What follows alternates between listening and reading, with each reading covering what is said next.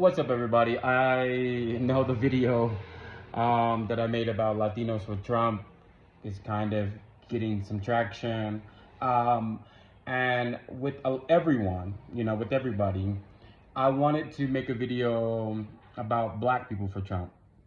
And I didn't want to leave out very important things because I know that I saw in the news today about, Snoop coming out and Nelly coming out and how they respect the administration and, being called to action by the president. Let me tell y'all something. There's nothing more disgusting than people tap dancing for $1. That's just me.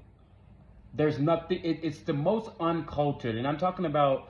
This is Snoop. This is Nelly. These are just the uppity black people that have treated themselves to a different type of lifestyle that has afforded them different types of things, and at the end of the day, you're still black to me. I think it's absolute ludicrous for anybody that is of minority to vote for him, to be in agreement with him. And even with some of the things that are happening with Latinos, I wouldn't even be able to live with myself. But I think what has happened, and this is going to be very unpopular, what's happened in America, just like the rest of the world, is people resort to God. Snoop went to, oh, God got me, God got me. Well, white people gave you that religion. So I guess you're saying white people got you. And that's the kind of the hypocrisy that kind of throws me off, is that how could you live with yourself knowing what you are for? And it's all for money, And as a person that has never chosen that, but would definitely say in the right situations, if the people on the Republican Party were not racist, I would probably understand some things, but they're racist. And I would never align myself with people like that. I would never allow myself to even be part of that. But this goes into a bigger story of mine about why the black community loves to praise the rappers and the basketball players and things like that.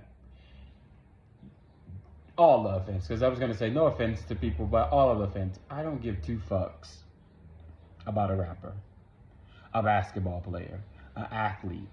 Outside of YouTube, I am not even remotely involved in pop culture and things like that, because it doesn't make sense.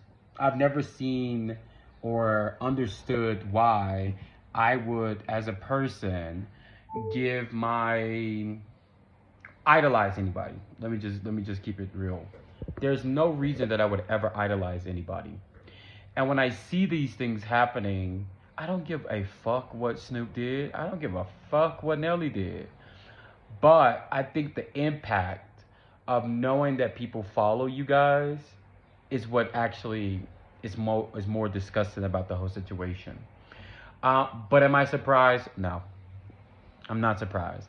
I've said it before many times on videos of mine that black men with money are no different than Trump. They are very equal to Trump. They think like Trump. And the thing that kind of keeps them in the code is that they're black. That I got this much history. But you'll be amazed if you actually went down a little rabbit hole, how much of them are voting against your rights, voting just because they're rich.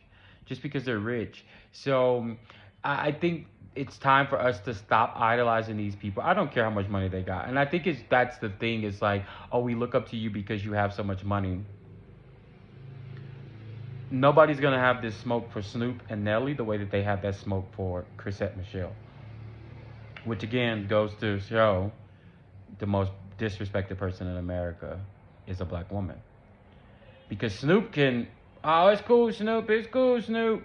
No, it's not. None of that is cool.